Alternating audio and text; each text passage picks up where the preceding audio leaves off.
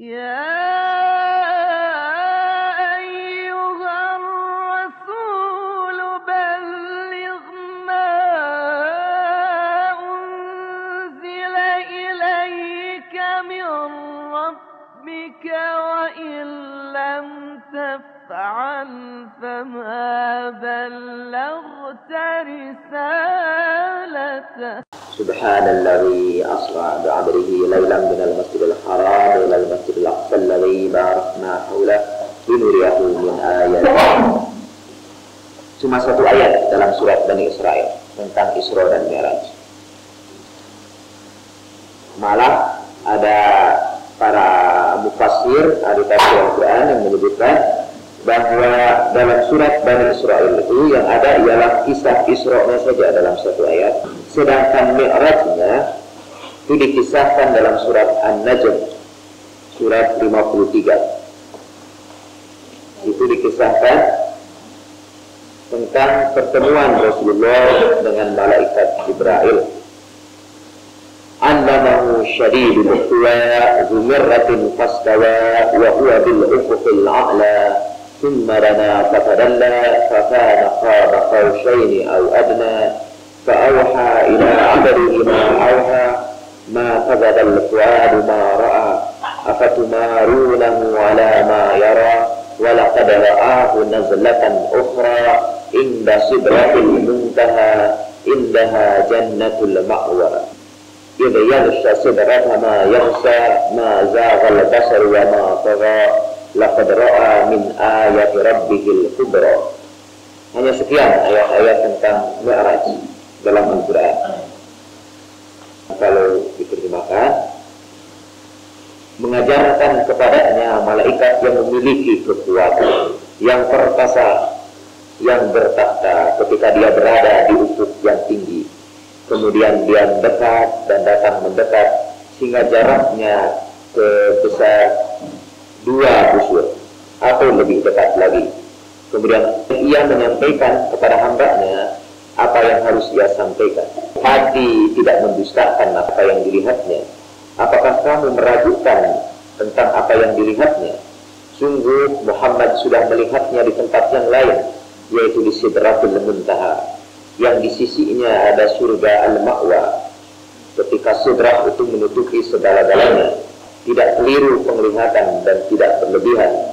Sungguh dia sudah melihat ayat-ayat Tuhannya yang besar. Itu tentang Mi'raj.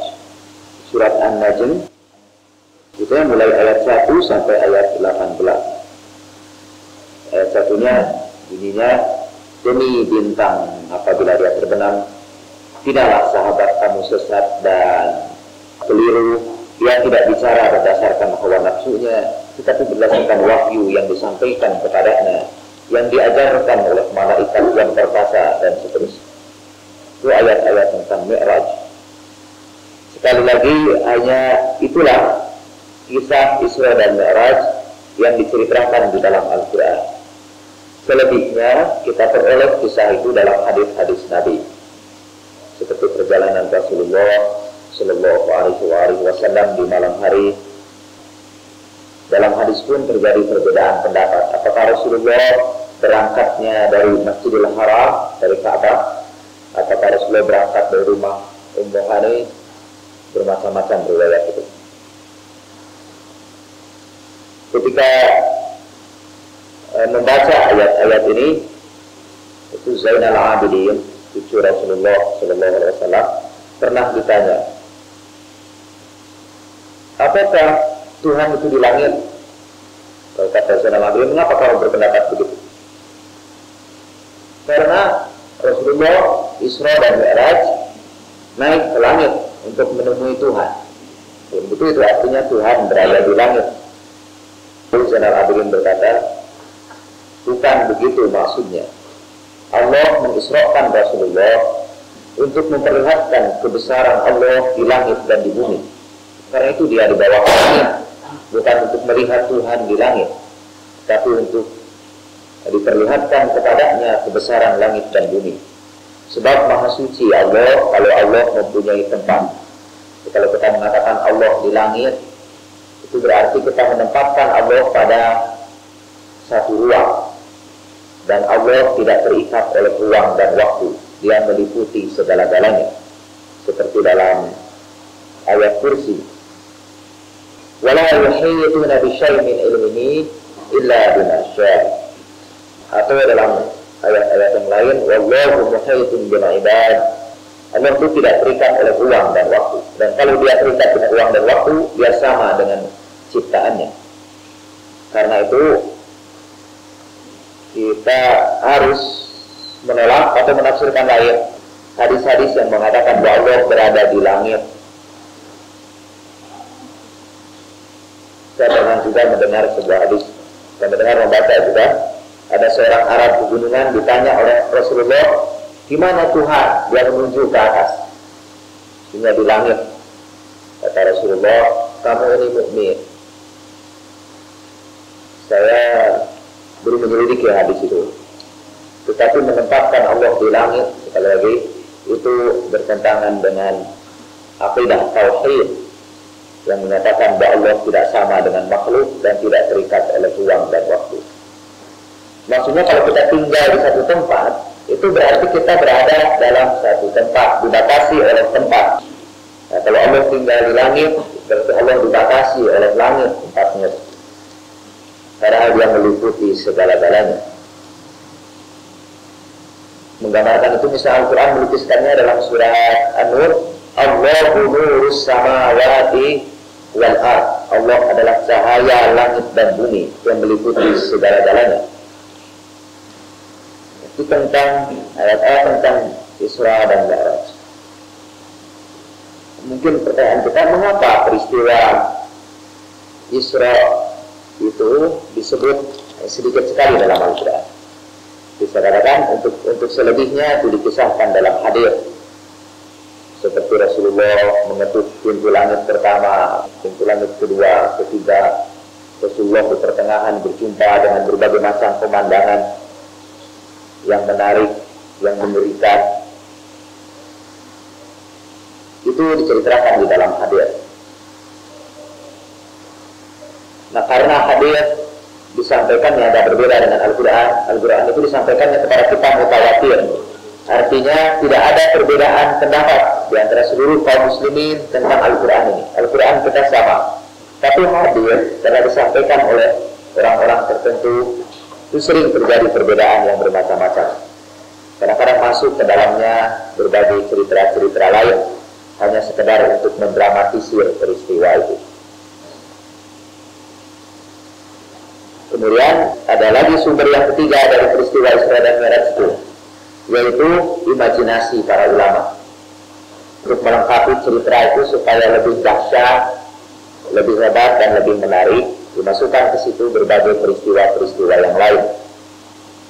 Sehingga Isra dan Mi'raj yang begitu sedikit dalam Al-Quran bisa menjadi tebal. Malah ada sebuah kitab namanya kitab Ad-Dardir, itu di pesantren sering dibaca.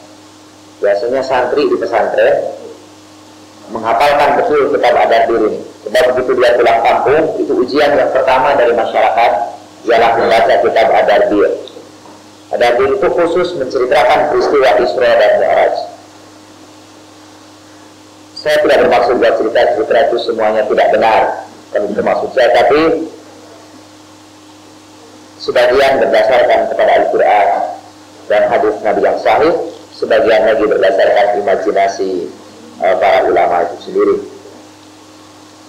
Nah, yang ingin kita sampaikan di sini sebagai pengantar untuk diskusi kita sekarang ialah ayat dalam surat Bani Israil ini. Surat ini disebut surat Bani Israil karena di dalamnya dikisahkan tentang contoh satu umat yang mendapat keberuntungan kalau mereka mengikuti Allah dan Rasulnya, kemudian mendapat kecelakaan karena mereka meninggalkan Allah dan Rasulnya. Bani Israil ini dijadikan contoh untuk menjelaskan sunnah Allah, menjelaskan kebiasaan Allah dalam kehidupan masyarakat manusia. Tetapi dimulai dengan ayat Isra. Kita bacakan ayat yang pertama.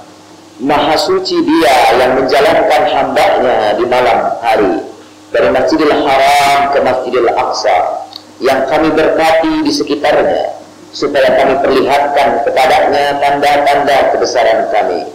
Sesungguhnya Dia Maha mendengar dan Maha mengetahui.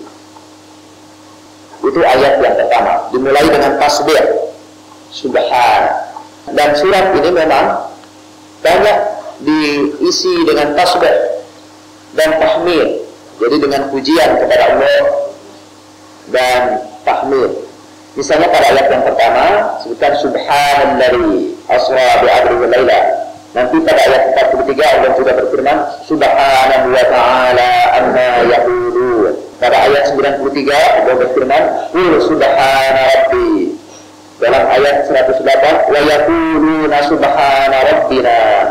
Dan ayat ini diakhiri dengan ayat wa qulil hamdulillahilladzi lam yattakhidh walada wa lam yakul lahu syarikun fil mulk wa lam yakul lahu waliyyun minadh dhulli wa kabirhu takbira. Jadi banyak berisi tasbih. Mengapa ayat-ayat ini diselang-selang dengan tasbih suratnya? Karena dalam surat ini Allah menceritakan tanda-tanda kebesarannya. Tanda-tanda kebesaran itu dalam Al-Quran disebut ayat. Ayat-ayat kami, tanda-tanda kebesaran Allah itu. Kita mengenal sesuatu dari tanda-tandanya. Ayat ini memperkenalkan kita kepada kebesaran Allah dengan melihat tanda-tanda kebesarannya di alam semesta. Karena itulah sebagai pengantar ayat ini dimulai dengan peristiwa Isra. Seakan-akan Allah ingin mengatakan kepada kita, sebagaimana aku jalankan hambaku di malam hari dari Masjidil Haram ke Masjidil Aqsa untuk kami perlihatkan kepadanya tanda-tanda kebesaran kami, maka lewat surat ini kami pun akan memperjalankan kalian, akan menjalankan kalian dalam perjalanan sejarah umat manusia untuk kami perlihatkan kepada kalian tanda-tanda kebesaran kami. Karena itu ayat ini selanjutnya mengantarkan kita kepada riwayat umat-umat yang terdahulu, yang di situ Allah perlihatkan tanda-tanda kebesarannya. Karena itu segera sesudah ayat yang pertama Allah berfirman, wa atayna Musal kitaba wa ja'alnahu hudan li bani Israil alla tattakhidhu min duni wakila. Dan kami berikan kepada Musa Alkitab, kami jadikan Alkitab itu petunjuk buat Bani Israel, yaitu hendaknya kamu jangan mengambil selainku sebagai pelindung. Ada kawan saya yang sebentar lagi mau jadi doktor dalam ilmu-ilmu Islam. Mungkin karena dia sebentar lagi jadi doktor, itu pernyataannya sering menarik atau sering mengejutkan. Karena tidak disebut dokter lah kalau tidak memberikan pernyataan yang mengejutkan. Nah, dia mengatakan Al-Quran ini tidak sistematik betul, katanya. Coba Allah memulai Maha Suci Allah yang menjalankan hamba-Nya dari Masjidil Haram ke Masjidil Aqsa. Terus sesudah selesai ayat ini tiba-tiba Allah berkata, kami berikan Musa Alkitab. Apa hubungannya katanya Isra dengan Nabi Musa? Jadi Al-Quran ini meloncat-loncat, kata dia. Dia sebentar lagi jadi dokter dalam ilmu-ilmu Islam di IAIN Ciputat. Saya tidak menyebutkan namanya. Tapi saya katakan sebetulnya bukan Al-Quran itu yang meloncat-loncat, pikiran Anda yang meloncat-loncat. Anda tidak menangkap hubungan di antara kedua ayat ini. Lalu saya jelaskan, Allah memulai dengan peristiwa Isra dan Mi'raj untuk menjelaskan bahwa peristiwa ini, perjalanan Nabi ini dalam satu malam, itu juga perjalanan sejarah umat manusia. Karena sepanjang perjalanan itu Allah perlihatkan tanda-tanda kebesarannya.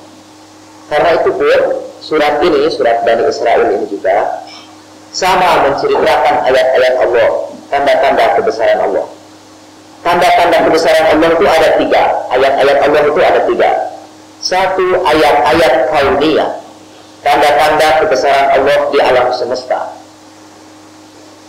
Itu yang disebut Al-Quran sebagai takdir, tanda-tanda Allah di alam semesta. Misalnya wasyamsu tajri li mustaqarrillaha dzalika taqdirul azizil alim.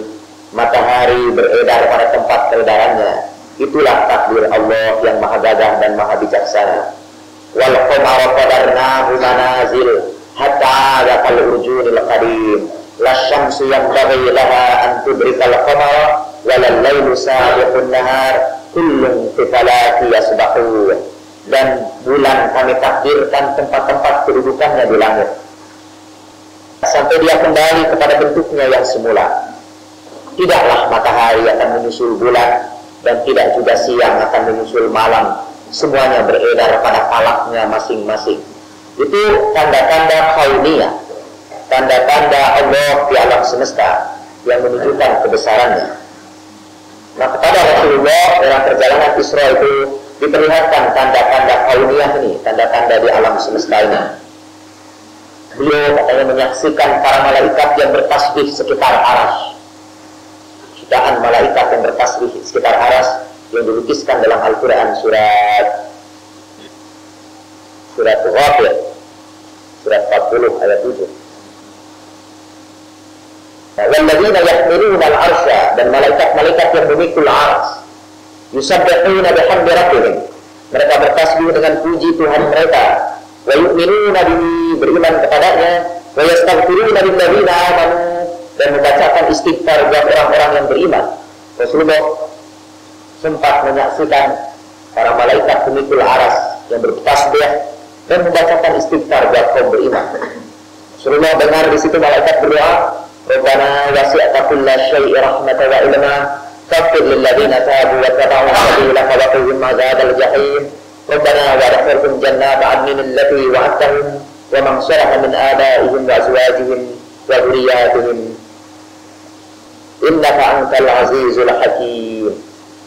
Itu malaikat pada setiap saat malaikat pemikul arsy itu berdoa buat kaum mukminin, buat kita semua, insyaallah. Atau mudah-mudahan kita termasuk pada mereka yang didoakan oleh para malaikat itu. Itu isinya, wahai Tuhan kami, rahmat dan ilmu-Mu meliputi segala sesuatu. Ampunilah orang-orang yang sudah kembali ke jalan-Mu dan merintis berjalan di jalan-Mu, dan jauhkan mereka dari siksa neraka jahim. Wahai Tuhan kami, masukkan mereka ke surga Aden yang Kau janjikan kepada mereka. Masukkan mereka ke sana beserta orang tua mereka dan anak-anak mereka. Sesungguhnya Engkau maha gagah dan maha bijaksana. Rasulullah menyaksikan itu, besaran di langit dan bumi. Rasulullah juga menyaksikan kedahsyatan malaikat Jibril yang biasanya tampak kepada Rasulullah dalam bentuk-bentuk yang tidak dahsyat. Malaikat Jibril menampakkan dalam bentuknya yang lain, seperti disebutkan dalam surat An-Najm ini. Laqad ra'ahu nazlatan ukhra inda sidratil muntaha. Dia sudah melihat Jibril itu pada tempat yang lain di sidratil muntaha. Wa huwa fil ufuqil a'la. Dia berada pada ufuk yang sangat tinggi. Tsumma dana fatadalla. Kemudian dia mendekat dan makin mendekat lagi. Fakana qaba qausaini aw adna. Jaraknya hanya sejarak 2 busur panah saja atau lebih dekat lagi. Itu Allah saksikan. Dan Jibril hanya salah satu dari ciptaan Allah. Itu diperlihatkan dahsyatnya malaikat Jibril dan dahsyatnya kerajaan langit dan bumi. Dalam hadis sebutkan bahwa di langit itu ada satu tempat yang disebut Baitul Ma'mur, sebuah tempat ibadah juga khusus buat para malaikat. Sampai dalam hadis diceritakan malaikat itu jumlahnya jutaan, dan malaikat yang masuk selalu malaikat yang baru, keluar lagi malaikat yang lama, masuk lagi malaikat yang baru. Begitu mereka tawaf di Baitul Ma'mur. Sehingga sebagian ahli tafsir mengartikan Masjidil Aqsa di sini. Masjidil Aqsa itu artinya masjid yang paling jauh. Dan Al-Masjidil Aqsa di sini bukanlah Masjidil Aqsa yang di Yerusalem, di Palestina. Tapi Al-Masjidil Aqsa di sini ialah Baitul Ma'mur itu, atau tempat para malaikat bertasbih itu di sekitar Arsy. Karena ayat ini menunjukkan batas perjalanan Nabi dari permulaan ke ujung, minal bidayah ila nihayah, yaitu minal Masjidil Haram ila Masjidil Aqsa, dari Masjidil Haram ke Masjidil Aqsa. Ayat ini begitu. Jadi Masjidil Aqsa ini menunjukkan bukan Masjid di Yerusalem. Sebab kalau itu Masjid di Yerusalem, hanya sampai ke situ perjalanan Nabi. Sampai saya Kemarin nih di sini kita benar, katanya ada malah katanya ada yang bercerita sama saya, malah ada salah seorang ulama yang mengatakan tidak ada Mi'raj itu, yang ada itu Isra saja, yaitu perjalanan dari Masjidil Haram ke Masjidil Aqsa. Naik ke langitnya tidak ada, dalam Al-Quran tidak ada, dan Al-Quran pun menunjukkan batasnya itu hanya sampai ke Masjidil Aqsa, dari Masjidil Haram ke Masjidil Aqsa. Jadi katanya tidak ke langit, sebab kalau sampai ke langit mungkin Al-Quran mengatakannya begini katanya, minal Masjidil Haram ila sidratil muntaha, mestinya begitu. Tapi di sini sebutkan minal Masjidil Haram ila Masjidil Aqsa, karena itu Mi'raj tidak ada katanya. Tapi lupa juga para ulama itu sebenarnya Al-Aqsa itu bisa juga ditafsirkan bukan masjid di Yerusalem itu, tapi Baitul Ma'mur, tempat bertasbihnya para malaikat. Memang kemudian seperti saya katakan, para ulama menambahkan banyak cerita-cerita menarik lainnya dalam peristiwa Isra dan Mi'raj. Mungkin untuk menggambarkan ayat-ayat Allah juga, kebesaran-kebesaran Allah juga. Misalnya, atau begitu saya dengar dulu ketika saya masih di kampung, kalau Pak Kiai cerita tentang Isra dan Mi'raj, Pak Kiai mulai dengan pertengkaran langit dan bumi. Jadi satu saat langit itu bertengkar dengan bumi, masing-masing membanggakan tanda-tanda kebesaran Allah yang ada pada dirinya. Langit kata membanggakan, aku ini dihiaskan Allah dengan masobeh, dengan lampu-lampu, dengan bintang-bintang yang berlapan dengan matahari. Lalu bumi mengatakan, aku juga dihias dengan jannah, dengan kebun-kebun, dengan taman-taman yang mengalir, pepohonan yang rindang. Begitu terjadi perdebatan terus-menerus. Aku ini punya Baitul Ma'mur, kata langit. Itu tempat tawafnya para malaikat. Dan bumi mengatakan, aku juga punya Baitullah, tempat tawafnya ribuan kaum mukminin. Nah, begitu terjadi perdebatan terus-menerus sampai satu saat langit itu kalah, karena bumi menyebutkan di sini ada khairul anam, di sini ada makhluk yang paling mulia, Muhammad sallallahu alaihi wasallam, yang kalau tidak karena dia tidak diciptakan alam semesta ini. Karena kan kata ada hadis laula kalamma khalaqtul aflak, kalau tidak karena engkau Muhammad tidak diciptakan alam semesta ini. Hanya akulah kata bumi yang diinjak oleh khairul anam, oleh orang yang karena dia diciptakan seluruh alam semesta ini. Dan menangislah langit katanya, bermohon kepada Allah, meminta supaya ya Allah berkenankanlah aku diinjak oleh makhluk yang sangat mulia ini. Jadi meminta supaya Nabi yang mulia itu suatu saat menginjak langit. Nah, karena itu katanya diisrokanlah Rasulullah untuk memperkenankan permohonan langit itu. Begitu cerita para ulama. Mungkin kita juga sering dengar cerita itu disampaikan. Saya agak payah mencari sumber cerita itu. Saya buka kitab-kitab hadis, saya juga buka kitab-kitab tentang Isra dan Mi'raj. Saya tidak menemukan peristiwa itu. Padahal saya pun ingin bercerita seperti itu dalam ceramah-ceramah tentang Isra biar agak menarik sedikit. Tapi karena saya belum temukan sumbernya, sementara saya tidak menceritakan itu. Dan itu di kampung kan. Dulu di kampung orang menerimanya tentu tanpa kritis. Mereka mengangguk-angguk saja. Diceritakan juga tentang buruk yang kurus kering di surga ya. Menangis ketika ditanya mengapa dia kurus kering.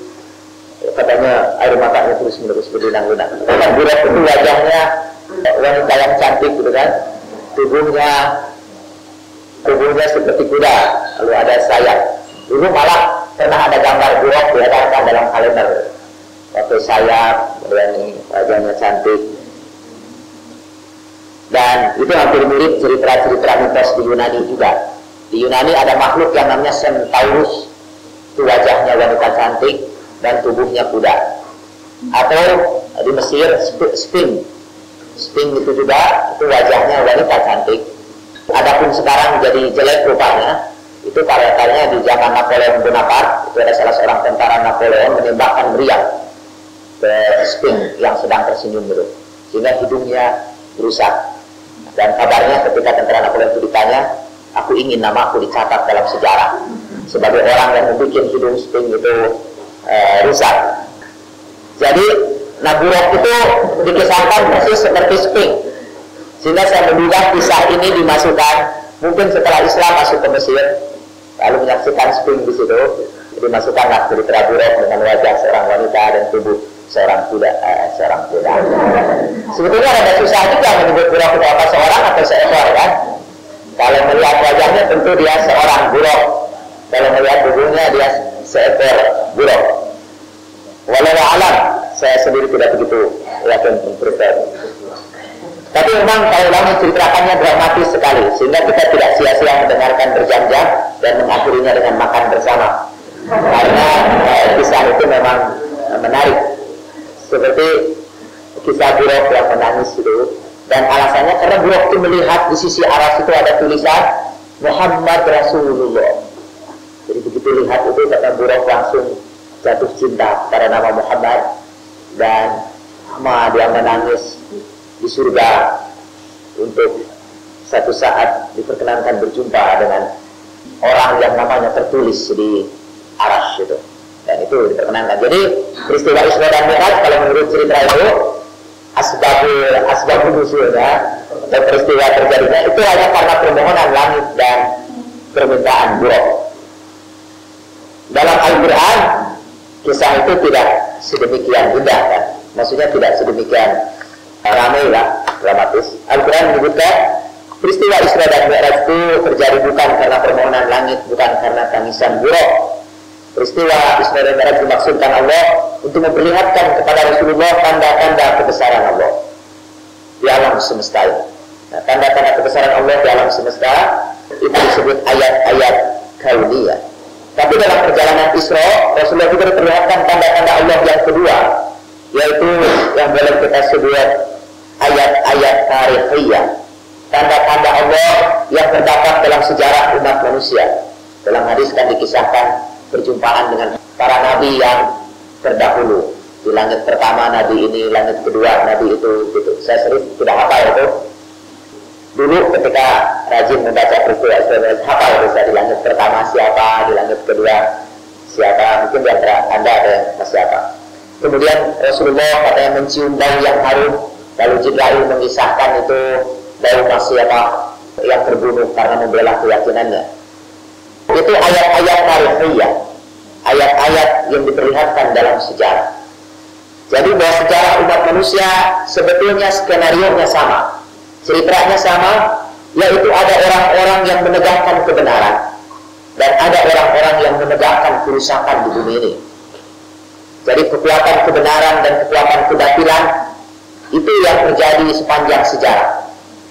Sejak Nabi Adam sampai kemudian yang terjadi itu pertentangan antara orang yang benar dengan orang-orang yang salah. Nah, orang-orang yang benar itu diwakili oleh para nabi yang melanjutkan kepemimpinan Allah di bumi. Lalu ada orang-orang yang tidak benar sebagai lawannya, yaitu Fir'aun, Namrud dan sebagainya. Itu ayat-ayat tarihiyah. Dan Allah menunjukkan bahwa kekuatan-kekuatan zalim itu akhirnya dihempaskan, akhirnya kalah. Yang muncul itu ialah kekuatan-kekuatan kebenaran. Lihat misalnya katanya Namrud itu hancur, Fir'aun itu juga hancur, kami tenggelamkan di dalam laut, gitu kata Allah. Kekuatan-kekuatan kebatilan itu semuanya hancur, tapi setiap hancur muncul lagi kekuatan kebatilan baru sepanjang sejarah begitu. Mati lagi, muncul lagi. Rasulullah menghancurkan dinasti kebatilan misalnya dipimpin oleh Abu Sufyan dan kawan-kawannya, hancur, Rasulullah menang. Tapi kemudian muncul lagi yang baru misalnya diwakili oleh dinasti Umayyah dan kawan-kawannya, hancur lagi, muncul lagi dinasti Abbasiyah dan seterusnya sepanjang sejarah. Kekuatan kebatilan itu jatuh dan bangun. Mengapa misalnya kemenangan itu tidak sekaligus menang saja umat Islam itu? Nabi Muhammad itu sudah menang dan kekuatan kebatilan itu kalah. Kenapa kemudian pengikut-pengikutnya sekali waktu kalah dan kekuatan kebatilan itu menang? Kenapa tidak diakhiri saja pada Nabi Muhammad? Sebabnya sederhana saja, itu sunatullah di alam semesta itu. Itu kebiasaan Allah di alam semesta ini. Sebab kalau kekuatan kebatilan itu musnah, berakhirlah alam semesta ini. Tidak perlu lagi kita berjuang, tidak perlu lagi kita berjihad, dan tidak ada orang yang mendapat kehormatan mencicipi syahid dalam menegakkan kebenaran, karena toh semuanya sudah berakhir. Nah, supaya jihad ini berlangsung, supaya perjuangan menegakkan kebenaran itu abadi, kekuatan kebatilan pun abadi. Sampai akhirnya menurut Al-Quran, perjalanan sejarah manusia itu berakhir nanti pada kemenangan total kaum muslimin, ketika kekuatan kebatilan hancur sama sekali, dan pada saat itulah kiamat terjadi. Seperti disebutkan dalam Al-Quran, "Walladzi arsala rasulahu bil huda wa dinil haqq liyuzhirahu 'ala ad-din kulli walau karihal kafirun." Dialah yang mengutus rasulnya dengan kebenaran dan agama yang hak, supaya agama ini nanti menang pada seluruh agama yang lain, walaupun benci orang-orang yang kafir. Nah, untuk menang itu ada beberapa persyaratan dalam sejarah. Dan Allah berikan contohnya dengan Bani Israel yang mendapat Alkitab, dapat kehormatan. Di situ disebutkan juga mereka ini yang mewakili keturunan Nuh. Nuh itu seorang hamba yang bersyukur. Kami wajibkan kepada Bani Israel dalam Alkitab, janganlah kamu berbuat kerusakan di bumi. Itu perjanjian dengan Allah. Tapi Bani Israel ini berbuat kerusakan. Mereka meninggalkan ajaran Nabi. Saya ingin berikan beberapa contoh ayat Allah dalam sejarah, tanda-tanda Allah dalam sejarah. Bani Israel itu diberi keistimewaan oleh Allah, dapat nabi-nabi yang besar. Tetapi Yakub itu disebut Israel, Nabi Yakub alaihissalam itu. Lalu keturunan Yakub disebut Bani Israel. Sebetulnya masih bisa dilacak sampai Ibrahim yang punya Ishak dan Ismail. Ishak yang nanti menurunkan Yakub dan Bani Israel, Ismail itu yang nanti menurunkan orang-orang Arab dan melahirkan Rasulullah Shallallahu Alaihi Wasallam. Dari kedua cabang keluarga itu Allah memberikan keistimewaan. Tetapi Bani Israel itu walaupun dapat nabi-nabi, mereka kemudian melanggar ajaran-ajaran Allah, sehingga lantaran itu kemudian mereka dihukum Allah Subhanahu Wa Taala, datang diserbu oleh orang-orang Babilonia, orang-orang Yahudi, orang-orang Bani Israel diseret, dibelenggu dalam satu peristiwa yang dalam sejarah disebut Exodus. Orang-orang Yahudi meninggalkan tanah airnya besar-besaran, ribuan jumlahnya. Sebagian ada yang pergi ke Mesir dan nanti mereka ditindas oleh Fir'aun. Kemudian datang Nabi Musa membebaskan mereka dari penindasan. Dibebaskan lagi Bani Israel itu oleh Nabi Musa, meninggalkan penindasan Fir'aun sampai di satu padang pasir. Di situ mereka mulai macam-macam lagi. Ketika mereka dibebaskan, mereka semuanya jadi orang-orang yang saleh. Begitu mereka mendapat kebebasan, berada di padang pasir itu, mereka mulai menyampaikan banyak permohonan macam-macam, sampai permohonan yang aneh-aneh. Musa, coba berdoa kepada Tuhan supaya diturunkan kepada kami bawang, wabasaliha, wakumiha, bawang merah, bawang putih. Bayangkan Nabi Musa disuruh minta bawang kepada Allah Subhanahu Wa Taala. Itu ada dikisahkan dalam surat Al-Baqarah. Lalu mereka juga akhirnya menyembah emas, ya, dipimpin oleh Samiri. Samiri itu katanya menurut Al-Quran, suatu saat dia menemukan jejak Rasul. Dia ambil sebagian dari jejak Rasul itu, dia lemparkan kepada api, disuruh orang mengumpulkan emas itu lebur, lalu jejak Rasul itu dia manfaatkan tabaruk itu, dilemparkan ke dalam api dan keluar patung sapi dari emas yang bisa bicara. Lalu Samiri mengatakan, ini Tuhan kamu yang sebenarnya, bukan Tuhan Musa yang berada di Bukit Sinai itu. Lalu orang menyembah. Dan karena itu Allah menghukum lagi mereka sehingga tersesat di padang pasir selama 40 tahun lamanya. Lalu akhirnya setelah 40 tahun muncul bergantian nabi menyadarkan mereka. Akhirnya mereka bisa masuk tanah Kanaan, masuk ke situ, bisa lagi berkuasa. Ketika Daud mengalahkan Jalut, yang dalam film disebut Goliat dan David, dalam Al-Quran disebut Jalut, dikalahkan Jalut. Dan mereka memperoleh kerajaan yang besar lagi di zaman Sulaiman alaihissalam. Mereka jadi besar lagi, tapi melanggar lagi perintah Allah. Mereka diporak-porandakan lagi, disebarkan di seluruh bumi ini. Begitu kisah Bani Israel ini. Dan kemudian Allah berkata, mengakhiri kisah Bani Israel ini dengan mengatakan, ada hukum yang dalam sejarah berlaku ini. In ahsantum li anfusikum wa in asa'tum falaha. Kalau kamu berbuat baik untuk dirimu sendiri. Dan kalau kamu berbuat jahat, kamu juga yang akan menanggungnya. Itu sejarah umat-umat terdahulu. Dan Kemudian Allah berikan pelajaran tentang sejarah itu dengan mengatakan hal yang sama akan terjadi kepada umat-umat yang lain. Allah berkata, "Iqra kitabak." Coba baca kitab kamu itu. Kata binafsika al-yawma 'alaika hasiba, cukuplah hari ini sebagai perhitungan bagi kamu. Siapa yang mendapat petunjuk, dia mendapat petunjuk untuk dirinya. Siapa yang sesat, dia juga sesat untuk dirinya. Tidak mungkin seseorang memikul beban yang lain, dan kami tidak mengazab sesuatu kaum kecuali kami utus kepadanya Rasul. Dan apabila kami bermaksud menghancurkan satu negeri, kami perbanyak orang-orang yang mewah di negeri itu. Kemudian mereka berbuat kemaksiatan, sehingga jatuhlah firman kami kepada mereka, dan kami hancurkan mereka sehancur-hancurnya. Dan betapa banyaknya kami hancurkan generasi-generasi sesudahmu. Dan cukuplah Allah Maha Tahu dan Maha Melihat terhadap dosa hamba-hambanya. Itu ayat yang kedua, ayat-ayat tarihiyah, ayat-ayat Allah dalam sejarah. Nah, ayat yang ketiga itu ayat-ayat Qur'aniyah. Dan surat ini, surat Bani Israel ini hanya menceritakan 3 ayat Allah itu. Ayat Allah dalam sejarah, ayat Allah dalam di alam semesta, dan ayat-ayat Qur'aniyah. Misalnya segera setelah Allah bercerita tentang sejarah, tentang alam semesta ini, kemudian Allah menceritakan hukum-hukumnya yang merupakan ayat-ayat Qur'aniyah. Saya ingin mengakhiri pembicaraan saya dengan membacakan ayat Qur'aniyah yang sangat indah. Janganlah kamu jadikan Tuhan lain selain Allah. Nanti kamu duduk dalam keadaan tercela dan terhina. Allah wajibkan kepada kamu untuk tidak menyembah kecuali Dia saja, dan hendaknya kamu berbuat baik kepada kedua orang tua kamu. Apabila salah seorang di antaranya sudah tua atau kedua-duanya sudah tua, janganlah kamu mengatakan kepada mereka, jangan kamu bentak mereka, tapi ucapkanlah kepada kedua orang tuamu ucapan yang mulia. Rendahkan kepada mereka sayap kehinaan lantaran kasih sayang, dan ucapkanlah, Tuhanku, sayangilah kedua orang tua kami seperti mereka memelihara aku ketika aku masih kecil. Tuhan, kamu tahu apa yang ada dalam diri kamu. Jika kamu menjadi orang-orang yang saleh, sesungguhnya Allah Maha Pengampun kepada orang yang mau kembali. Dan berikanlah kepada saudara yang dekat itu haknya, kepada orang miskin, kepada orang yang kehabisan bekal di perjalanan. Dan janganlah kamu memboroskan harta seboros-borosnya.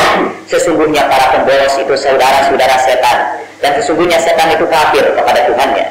Jika kamu berpaling, jika kamu tidak sanggup menolong mereka karena kekurangan kamu dan mengharapkan rahmat dari Tuhan kamu, maka ucapkanlah ucapan-ucapan yang enak. Jangan jadikan tangan kamu terbelenggu di kuduk kamu. Jangan kamu ulurkan tangan kamu selebar-lebarnya. Nanti kamu duduk dalam keadaan menyesal dan rugi. Sesungguhnya Allah melebarkan rizki kepada siapa yang dikehendakinya, dan menahan rizki dari siapa yang dikehendakinya. Sesungguhnya Dia Maha Tahu dan Maha Melihat terhadap hamba-hambanya. Janganlah kamu bunuh anak-anak kamu lantaran takut miskin. Kamilah yang memberi rizki kepada mereka dan kepada kamu. Sesungguhnya membunuh mereka adalah dosa yang sangat besar. Jangan kamu dekati zina. Sesungguhnya itu perbuatan keji dan sejelek-jeleknya jalan. Janganlah kamu bunuh jiwa yang Allah haramkan kecuali dengan kebenaran. Siapa yang dibunuh secara teraniaya, kamu berikan kekuasaan kepada walinya, maka janganlah berlebih-lebihkan dalam membalasnya. Sesungguhnya dia ditolong. Jangan kamu dekati harta anak yatim kecuali dengan cara yang baik, sampai anak yatim itu dewasa. Sempurnakanlah janji, sesungguhnya janji itu akan diminta pertanggungan jawabnya. Sempurnakanlah timbangan apabila kamu menimbang, dan timbanglah dengan timbangan yang lurus. Itulah cara yang paling baik dan paling bagus. Janganlah kamu mengikuti sesuatu tanpa ilmu. Sesungguhnya pendengaran dan penglihatan dan hati itu semuanya akan diminta pertanggungan jawabnya. Janganlah kamu berjalan di bumi dengan sombong, karena kamu tidak akan bisa merobek bumi, dan tinggi kamu tidak akan setinggi gunung. Itulah kejelekan di sisi Tuhan yang sangat dibenci. Itulah sebagian yang kami wahyukan kepadamu berupa hikmah. Karena itu janganlah kamu jadikan bersama Allah Tuhan yang lain. Nanti kamu dilemparkan ke neraka jahanam dalam keadaan tercela dan terhina. Itu ayat-ayat Qur'aniyah. Dan yang disebutkan tadi itu juga yang disampaikan Allah kepada Nabi Musa alaihissalam di Bukit Sinai yang dikenal sebagai 10 Commandments, 10 perintah Tuhan. Jangan menyembah Tuhan selain Dia, jangan membunuh, hormati orang tua, dan seterusnya. Itu pun diulangi lagi oleh Al-Quran sekali lagi. Karena sebetulnya seluruh ajaran Islam itu disimpulkan pada ayat-ayat yang saya baca tadi. Itu ayat-ayat Qur'aniyah. Nah, itulah sebetulnya peristiwa Isra dan Mi'raj. Sekali lagi secara singkat, Isra dan Mi'raj mengisahkan 3 ayat. Ayat kauniyah, ayat tarikhiyah, dan ayat-ayat Qur'aniyah. Sepanjang sejarah Islam memang sering ada ulama-ulama yang rajin membuat hadis-hadis maudhu, hadis-hadis buatan. Maksudnya niatnya baik. Nggak ada seorang ulama yang ahli ibadah, kalau malam hari dia tahajud, tapi pagi hari subuh-subuh dia meriwayatkan hadis-hadis palsu. Ketika ditanya, mengapa Anda begitu? Anda kalau begitu berdusta kepada Rasulullah. Dia menjawab, saya bukan berdusta kepada Rasulullah, saya berdusta untuk Rasulullah. Maka kagak betul lahu. Maksudnya demi agama juga saya berdusta, demi kepentingan agama juga saya berdusta, bukan untuk menghancurkan agama.